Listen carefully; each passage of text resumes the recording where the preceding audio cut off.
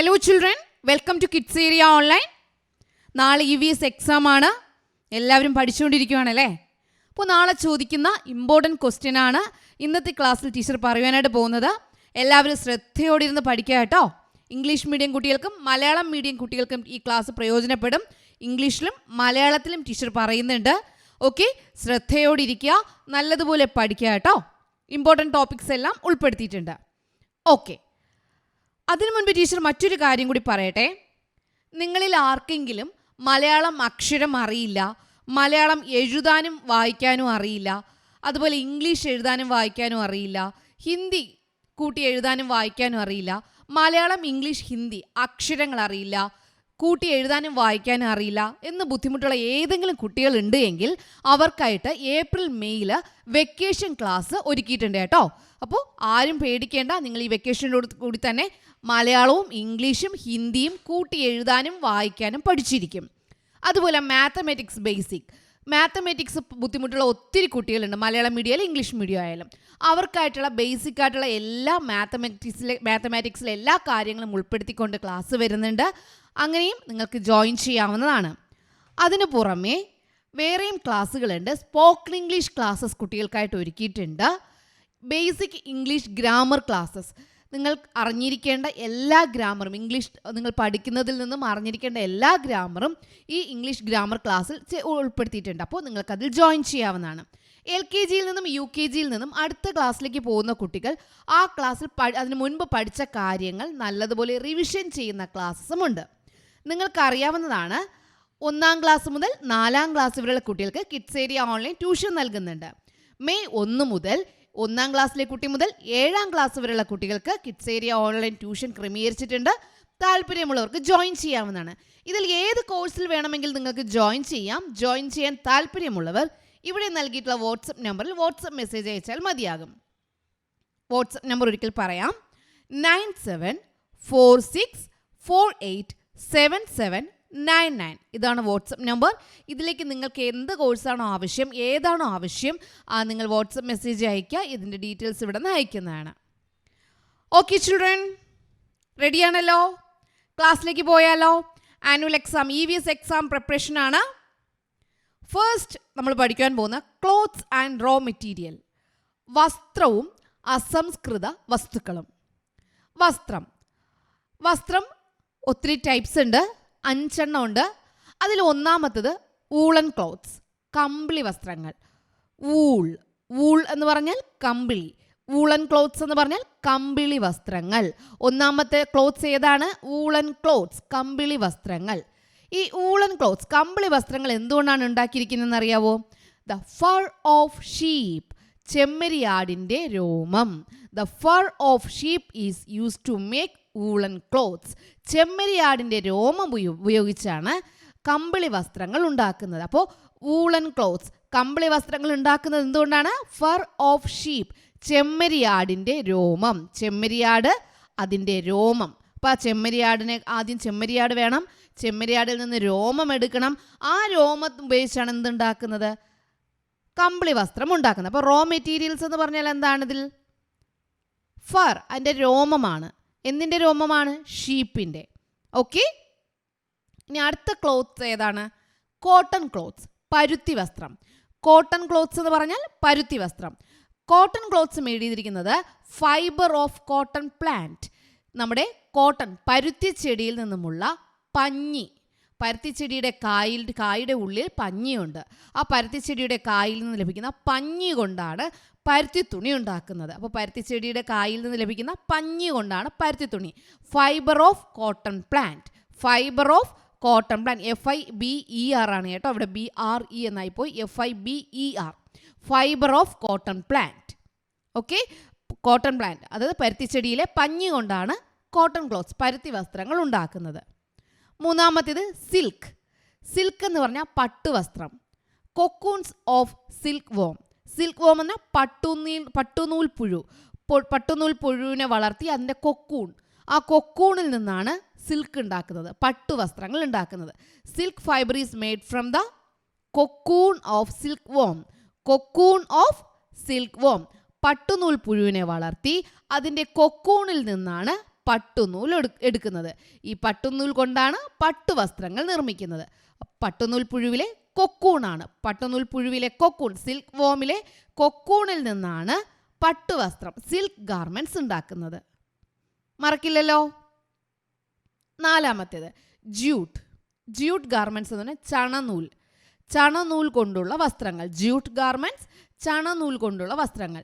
Jute fibre taken from jute plant. Jute fibre, jute plant, ചണച്ചെടിയിൽ നിന്ന് ലഭിക്കുന്ന ചണനൂലാണ്. ചണച്ചെടിയിൽ നിന്ന് ലഭിക്കുന്ന ചണനൂൽ ജ്യൂട്ട് ഫൈബറാണ്. ജ്യൂട്ട് പ്ലാന്റിൽ നിന്നും കിട്ടുന്ന ജ്യൂട്ട് ഫൈബർ ഉപയോഗിച്ചാണ് ജ്യൂട്ട് ഗാർമെന്റ്സ് ഉണ്ടാക്കുന്നത്. ചണച്ചെടിയിൽ നിന്ന് ലഭിക്കുന്ന ചണനൂൽ കൊണ്ടാണ് ചണനൂൽ കൊണ്ടുള്ള വസ്ത്രങ്ങൾ, ജ്യൂട്ട് ഗാർമെന്റ്സ് ഉണ്ടാക്കുന്നത്. അപ്പോൾ 4 നമ്മൾ പഠിച്ചു. വൂളൻ കമ്പിളി, കോട്ടൺ പരുത്തി, സിൽക്ക് പട്ട്, ജ്യൂട്ട് ചണവസ്ത്രം. ലാസ്റ്റ് വൺ, ഈ 4 പ്രകൃതിയിൽ നിന്ന് നേരിട്ട് കിട്ടുന്നതാണ്. അപ്പോൾ ഇതെന്തുകൊണ്ടാണ് പ്രകൃതിയുടെ വരദാനം എന്ന് പറയുന്നതെന്ന് ചോദിച്ചു കഴിഞ്ഞാൽ, ഈ 4 കോട്ടൺ ആയാലും സിൽക്ക് ആയാലും ജ്യൂട്ടായാലും നമ്മുടെ വൂളൻ കമ്പിളി ആയാലും പ്രകൃതിയിൽ നിന്ന് നേരിട്ട് കിട്ടുന്നത് കൊണ്ടാണ് അതിനെ പ്രകൃതിയുടെ വരദാനം എന്ന് പറയുന്നത് കേട്ടോ. എന്നാൽ ഇവിടെ നോക്കിയേ, ഇത് പോളിസ്റ്റർ. പോളിസ്റ്റർ എന്ന് പറഞ്ഞാൽ ആർട്ടിഫിഷ്യലി മെയ്ഡ് ഫൈബേഴ്സ് ആണ്. പ്രകൃതിയിൽ നിന്ന് നേരിട്ട് കിട്ടുന്നതല്ല. ഫൈബർ, അങ്ങനെ ഒരു ഫൈബർ കൃത്രിമമായിട്ട് ഉണ്ടാക്കിയെടുക്കുന്നതാണ്. കൃത്രിമ നൂലുകൊണ്ടാണ് പോളിസ്റ്റർ വസ്ത്രങ്ങളുടെ നിർമ്മാണം. പോളിസ്റ്റർ വസ്ത്രങ്ങളുടെ നിർമ്മാണം എങ്ങനെയാണ്? കൃത്രിമ നൂലുകൊണ്ട്. യഥാർത്ഥ നൂലല്ല, കൃത്രിമ നൂലാണ്. അതായത് നമ്മുടെ പ്രകൃതിയിൽ നിന്ന് കിട്ടുന്ന സാധനങ്ങളിൽ നിന്ന് എടുക്കുന്ന നൂലല്ല, കൃത്രിമം, നമ്മൾ ആർട്ടിഫിഷ്യലായിട്ട് ഉണ്ടാക്കുന്ന ആർട്ടിഫിഷ്യൽ മെയ്ഡ് ഫൈബേഴ്സ് ഉപയോഗിച്ചാണ് പോളിസ്റ്റർ വസ്ത്രങ്ങൾ നിർമ്മിക്കുന്നത്. അപ്പോൾ 5 തരത്തിലുള്ള വസ്ത്രങ്ങൾ പറഞ്ഞു. വൂളൻ കമ്പിളി, കോട്ടൺ പരുത്തി, സിൽക്ക് പട്ട്, ജ്യൂട്ട് ചണവസ്ത്രം, 5ാമത്തത് പോളിസ്റ്റർ. ഇതിൽ ആദ്യത്തെ 4 പ്രകൃതിയിൽ നിന്നുള്ളതാണ്. പോളിസ്റ്റർ കൃത്രിമമാണ്. ഓക്കെ, അടുത്ത question. How are clothes useful to us? Climate change വരുമ്പോൾ നമ്മൾ ക്ലോത്ത്സ് ഉപയോഗിക്കാറുണ്ട്. അതുപോലെ എന്താണ്, നമ്മുടെ ശരീരത്തിൽ അഴുക്ക് പറ്റാതിരിക്കാൻ, ഡസ്റ്റ് പറ്റാതിരിക്കാനാണ് നമ്മൾ എന്ത് ചെയ്യാറുണ്ട്? ക്ലോത്ത്സ് ഉപയോഗിക്കാറുണ്ട്.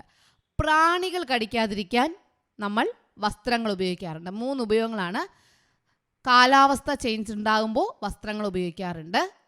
ടീച്ചർ അത് പറഞ്ഞു തരാം. ഇവിടെ പറയുന്നതനുസരിച്ച് നിങ്ങൾ എഴുതിക്കൊള്ളുക കേട്ടോ. ടീച്ചർ അല്ലാതെ ഇവിടെ പറയുന്നുണ്ട്.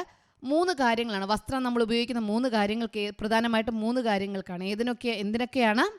പ്രാണികളിൽ നിന്നും രക്ഷപ്പെടാം, പ്രാണികൾ കടിക്കാതിരിക്കാൻ. രണ്ടാമത് എന്താണ്? ക്ലൈമറ്റ് ചേഞ്ച് വരുമ്പോൾ നമ്മൾ വസ്ത്രം എന്ത് ചെയ്യാറുണ്ട്? ഉപയോഗിക്കാറുണ്ട്. അടുത്തെന്താ ടീച്ചർ പറഞ്ഞു? പൊടിയും അഴുക്കും ശരീരത്തിൽ ആകാതിരിക്കുവാനാണ് നമ്മൾ വസ്ത്രം ഉപയോഗിക്കുന്നത്. അപ്പോൾ 3 കാര്യങ്ങൾ നമ്മൾ പറഞ്ഞു. ഇതിൽ ക്ലൈമറ്റ് ചേഞ്ചസിനെ കുറിച്ച് നമുക്ക് പഠിക്കാം. As the climate changes we wear special kinds of clothes. കാലാവസ്ഥ മാറ്റത്തിനനുസരിച്ച് നമ്മൾ പ്രത്യേകതരം വസ്ത്രം ധരിക്കുന്നുണ്ട്. കോൾഡ് സീസൺ, തണുപ്പ് കാലത്ത് നമ്മൾ എന്താ ഉപയോഗിക്കുക? V use woollen clothes. കമ്പിളി വസ്ത്രമാണ് നമ്മൾ ഏത് സീസണിൽ ഉപയോഗിക്കുക? കോൾഡ് സീസണിൽ. തണുപ്പ് കാലത്ത് നമ്മൾ ഉപയോഗിക്കുന്നത് എന്താണ്? കമ്പിളി കൊണ്ടുള്ള വസ്ത്രങ്ങളാണ്. കുപ്പായം, ഷോൾ, മഫ്ലർ, കയ്യുറ, കാലുറ, മങ്കി ക്യാപ്പ്, പുതപ്പ്, ഇതെല്ലാം നാം തണുപ്പ് കാലത്ത് ഉപയോഗിക്കുന്നതാണ്. Cold season we use woollen cloth, shawl, muffler, gloves, socks, cap, bedsheet etcetera in the cold season. Cold സീസണിലാണ് നമ്മൾ ഇതെല്ലാം ഉപയോഗിക്കുക. കമ്പിളി കൊണ്ടുള്ള വസ്ത്രം, woollen clothes. Woollen clothes protect us from cold. അപ്പോൾ കോൾഡിൽ നിന്ന് നമ്മളെ രക്ഷിക്കാനായിട്ട്, നമ്മളെ സംരക്ഷിക്കാനായിട്ട് ഉപയോഗിക്കുന്ന ക്ലോത്ത്സ് ഏതാണ്? വൂളൻ, കമ്പിളി വസ്ത്രങ്ങൾ. കമ്പിളി വസ്ത്രം ശരീരത്തിലെ ചൂട് പുറത്തു പോകാതെ ഇങ്ങനെ സംരക്ഷിക്കും. തണുപ്പിൽ നിന്ന് രക്ഷ നേടാൻ നമ്മെ സഹായിക്കുന്നതാണ് കമ്പിളി വസ്ത്രം.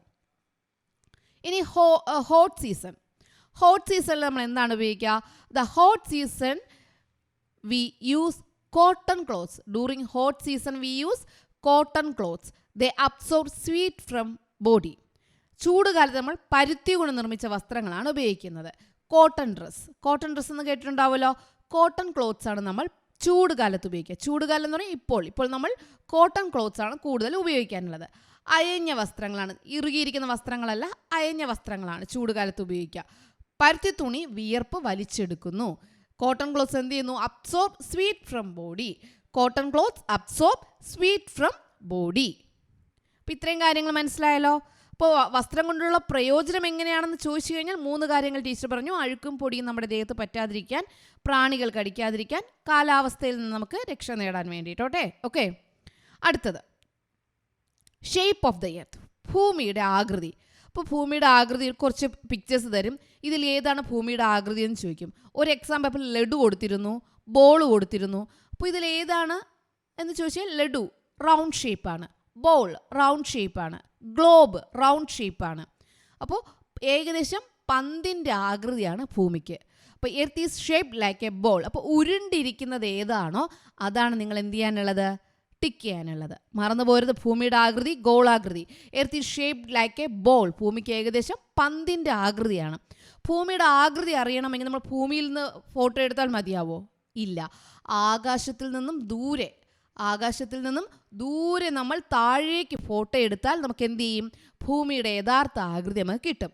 ഭൂമിയിൽ നമ്മൾ വീട്ടിനുള്ളിൽ നിന്ന് ഭൂമിയെ ഫോട്ടോ എടുക്കാനായിട്ട് കഴിയുമോ? ഇല്ല. ഭൂമി പരന്ന് കിടക്കുന്നത് പോലെ തോന്നും അല്ലേ? അപ്പോൾ നമ്മൾ എവിടെയാണ് ഭൂമിയുടെ യഥാർത്ഥ ആകൃതി അറിയണമെങ്കിൽ എവിടെ നിന്ന് ഫോട്ടോ എടുക്കണം? ആകാശത്തിൻ്റെ ഒത്തിരി ദൂരെ നിന്ന് നമ്മൾ എന്ത് ചെയ്യണം, ഫോട്ടോ എടുക്കണം.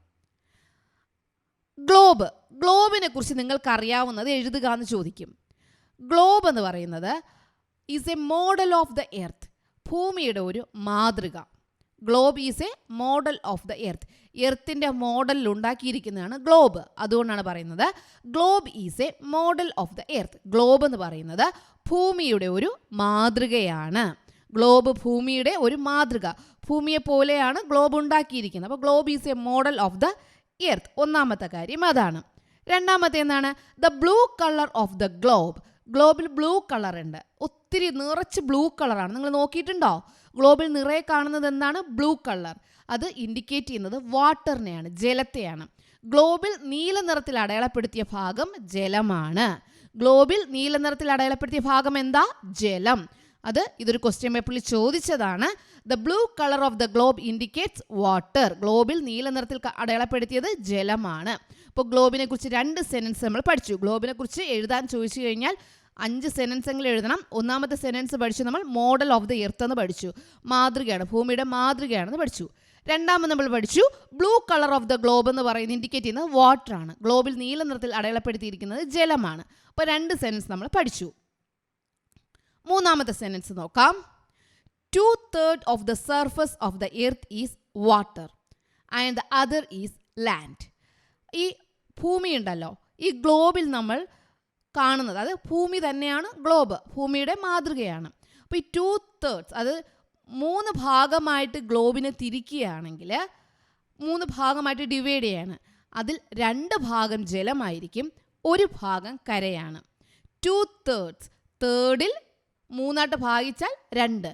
2/3 of the surface of the earth. എർത്തിൻ്റെ സർഫസിൽ 3/2 ഭാഗവും വാട്ടർ, വെള്ളമാണ്. And the other is land. ആ 1 ഭാഗം കരയാണ്. 3 ഭാഗിച്ചാൽ 2 ഭാഗം ജലമാണ്, 1 ഭാഗം കരയാണ്. അപ്പോൾ 3 സെന്റൻസ് നമ്മൾ പഠിച്ചു. നാലാമത്തെ സെന്റൻസ് നോക്കാം. Yellow green colours on the globe. ഗ്ലോബിൽ യെല്ലോ കളർ കാണാം, ഗ്രീൻ കളർ കാണാം. അത് ഇൻഡിക്കേറ്റ് ചെയ്യുന്നത് അതർ കൺട്രീസ്, മറ്റ് രാജ്യങ്ങളെയാണ്. Yellow green colours on the globe shows other countries, മറ്റു രാജ്യങ്ങൾ.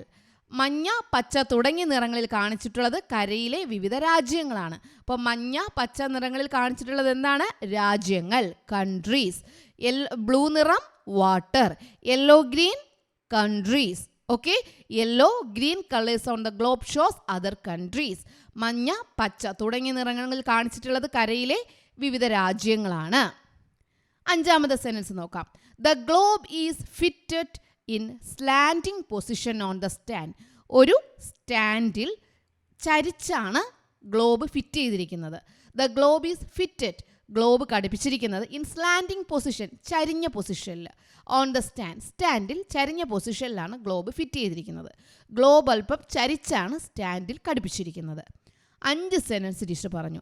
ഈ 5 സെന്റൻസും നിങ്ങളൊന്ന് പറഞ്ഞു നോക്കിയേ, ഓർമ്മിച്ച് നോക്കിയേ. നിങ്ങൾക്ക് ഓർമ്മയുണ്ടോ എന്ന് ഓർമ്മിച്ച് നോക്കിയേ.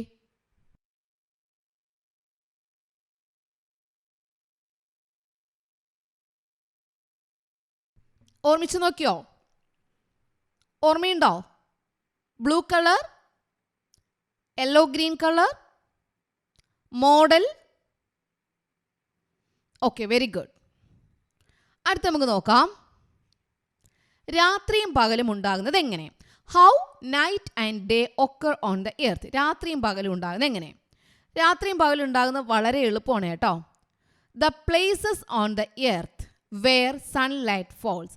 സൺലൈറ്റ് പതിക്കുന്ന, സൂര്യൻ്റെ വെളിച്ചം പതിക്കുന്ന ഭാഗം. The places on the earth where sunlight falls experience day. അത് പകലായിരിക്കും. While places where does not fall experience night. വെളിച്ചം പതിക്കാത്ത ഭാഗം നൈറ്റ് ആയിരിക്കും. When the earth rotates day and night ഒക്കെ ഓൾട്ടർനേറ്റ്ലി. ഇങ്ങനെ എർത്ത് റൊട്ടേറ്റ് ചെയ്യുമ്പം ഡേയും നൈറ്റും ഉണ്ടാവുന്നു. ഓക്കെ, അപ്പോൾ എങ്ങനെയാണെന്ന് മനസ്സിലായല്ലോ. ഇത് എളുപ്പത്തിൽ പറഞ്ഞാൽ, അപ്പോൾ നമുക്കൊരു ഗ്ലോബ് എടുക്കാം.